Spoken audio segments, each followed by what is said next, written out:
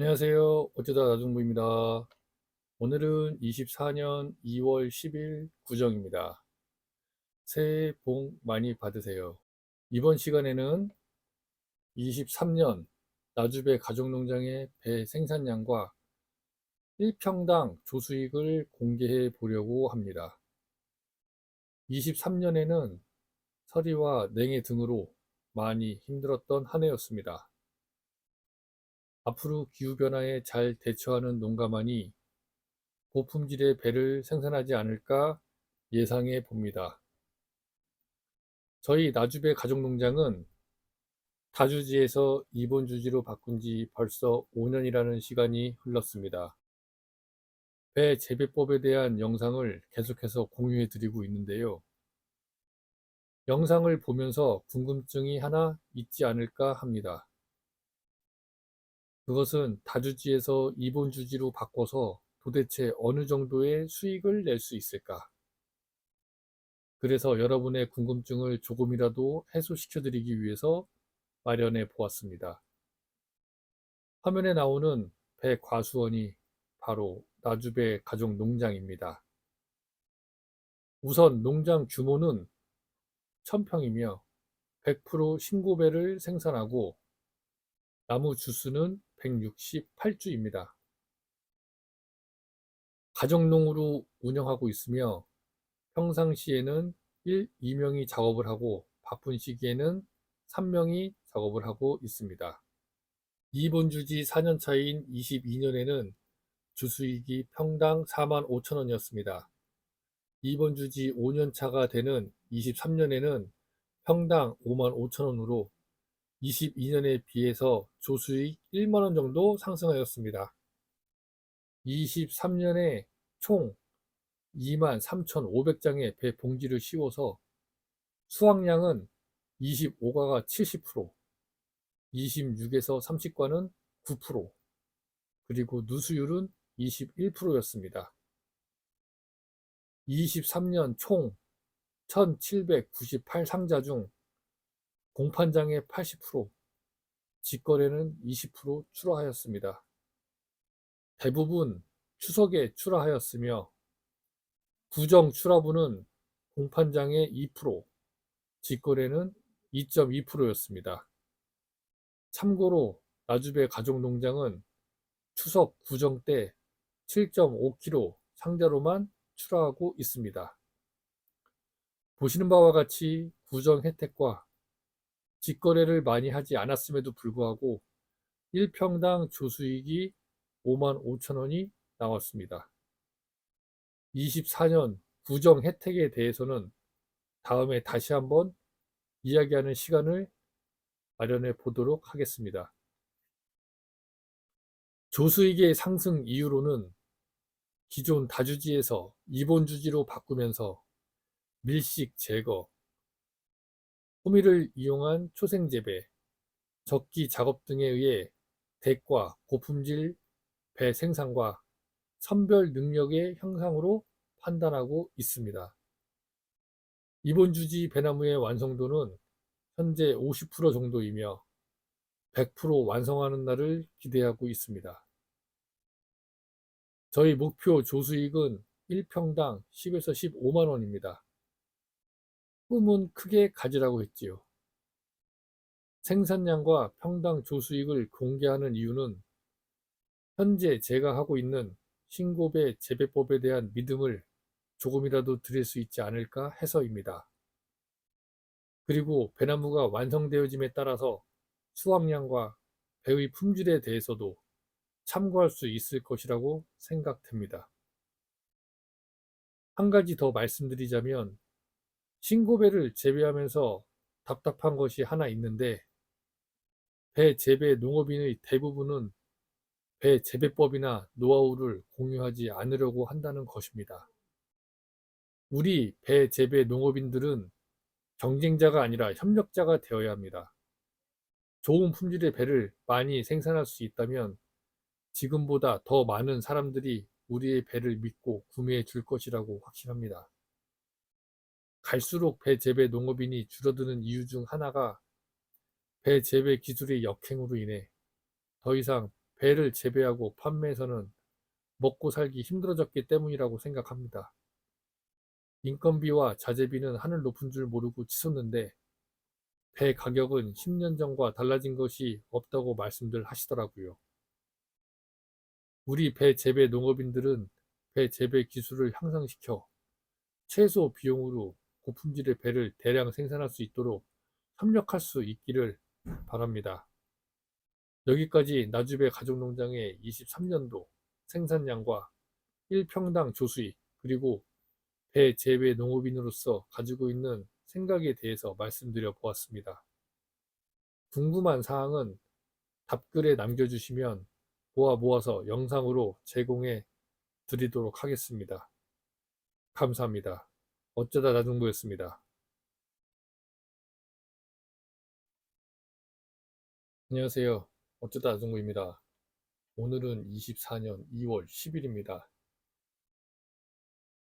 나주배 가족농장 23년 결산보고, 계속해서 두 번째 이야기는 24년 구정 신고배 가격의 오해와 진실에 대해서 이야기해 보려고 합니다. 24년 구정은 특수한 경우로 7.5kg 한 상자에 6만원을 호가하고 평균 가격이 4에서 5만원, 그리고 15가도 2만원 이상 가격이 형성된 것으로 알고 있습니다. 23년을 생각해 보면 배의 경우 기후온난화로 인공수분 시기가 갑작스럽게 진행되었고, 인공수분 준비 시기를 놓친 농가의 경우 인공수분 후 비가 오거나 설이나 냉해로 인해서 큰 피해를 입었던 것으로 기억합니다.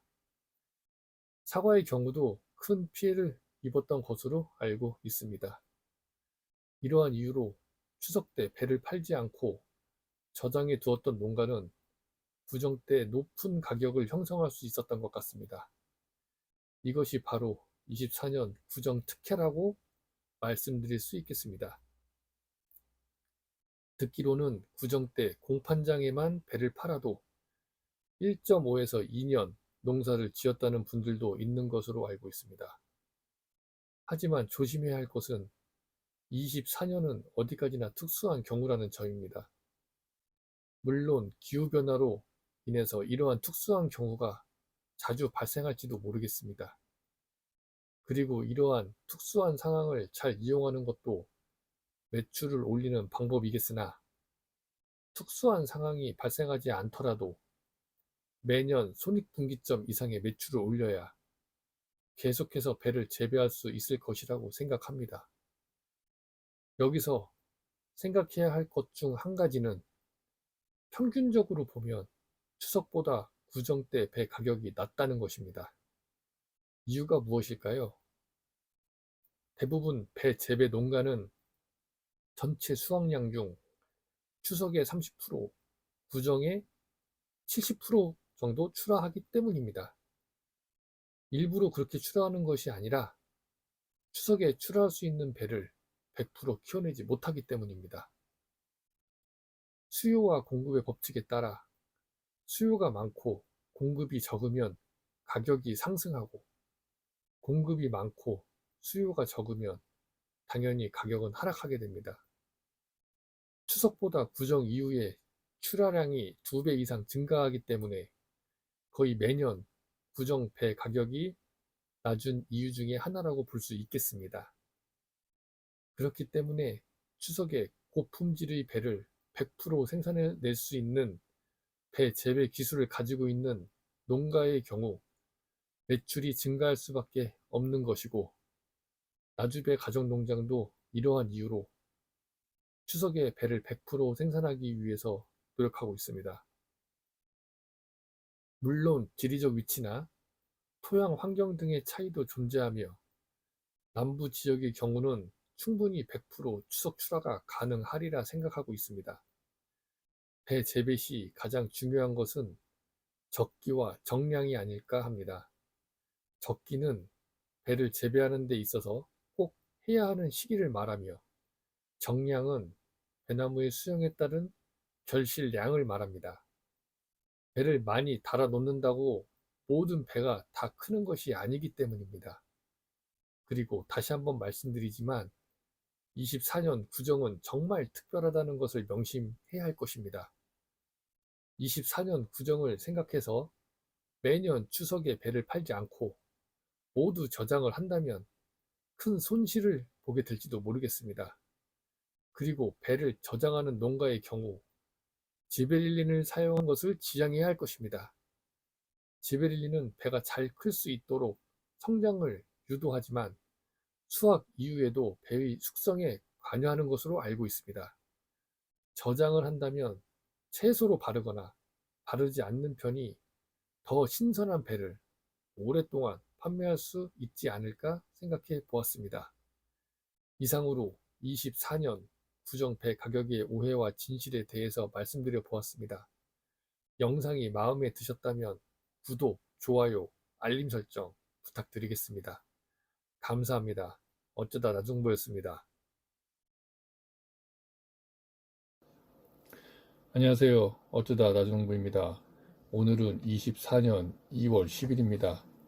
나주배 가족농장 23년 결산 보고 세 번째 이야기는 공판장과 직거래의 출하 방법에 따른 외출 증대에 대해서 이야기해 보려고 합니다.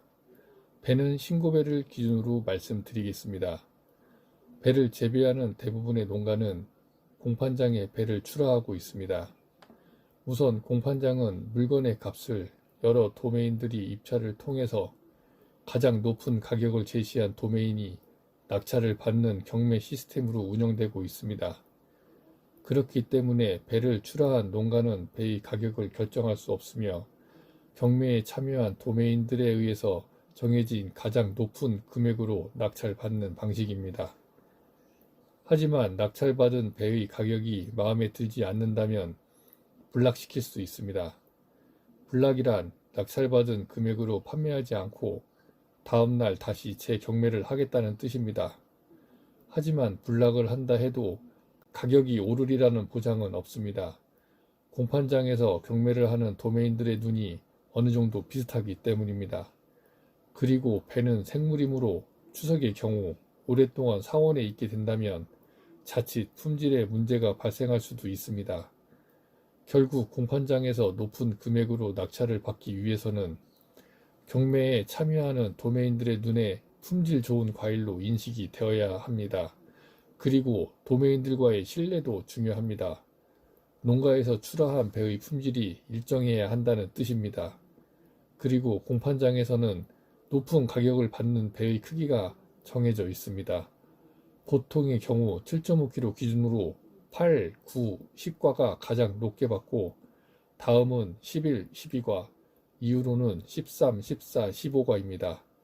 그래서 높은 가격으로 낙찰을 받고 싶다면 최대한 8, 9, 10, 11, 12과에 해당되는 25과를 출하해야 합니다.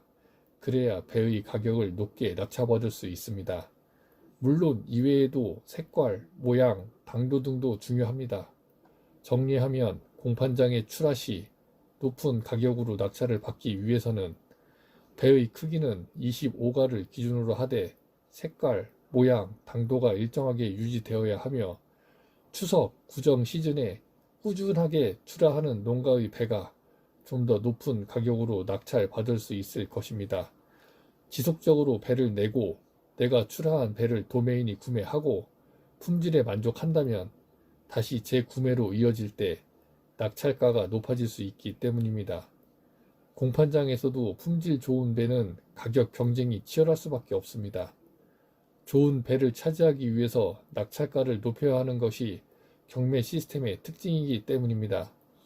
결국 품질이 좋은 25가의 배를 지속적으로 많이 출하한다면 낙찰가를 높일 수 있을 것이라고 생각됩니다.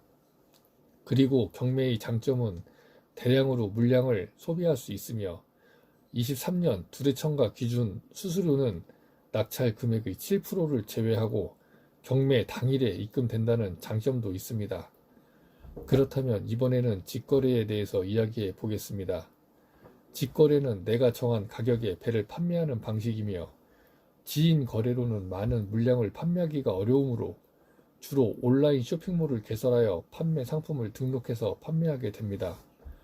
온라인 판매의 장점은 위에서 언급한 바와 같이 내가 정한 가격에 배를 팔 수 있으나 경쟁 과열로 인해서 가격 경쟁을 해야 하기 때문에 100% 내가 원하는 가격으로 판매하기가 쉽지만은 않습니다. 그리고 택배로 발송을 해야 하기 때문에 송장 출력 및 박스 포장 등의 주의가 필요하고 반품 처리 등의 AS 상담도 직접 진행해야 합니다. 공판장 판매에 비해서 신경 써야 할 것들이 많이 있다는 것이 단점일 수 있겠습니다. 나주배 가족농장의 출하 노하우를 말씀드려보면 추석에 맞춰 최대 7과 최소 13과로 배를 키우기 위해서 노력하는 것이 첫 번째입니다. 그리고 9과에서 13과까지는 공판장에 출하하며 7, 8과는 직거래로 출하하고 있습니다. 아직은 지인 판매로 진행되고 있으며 준비가 되는 대로 온라인 쇼핑몰로도 판매를 계획하고 있습니다. 직거래에서 가장 중요한 것은 선물하는 고객의 마음이 최대한 전달될 수 있어야 한다는 것입니다. 직거래 시 7, 8과를 선택한 이유는 다이아몬드의 경우 작은 다이아보다 큰 다이아가 더 가치 있는 것처럼 배도 작은 것보다 큰 것이 더 맛있기 때문입니다. 시중에 주로 유통되는 배의 크기는 9에서 12과 사이입니다. 7, 8과는 찾아보기가 쉽지 않으며 모양과 색깔이 좋은 7, 8과는 더욱 구하기가 힘듭니다.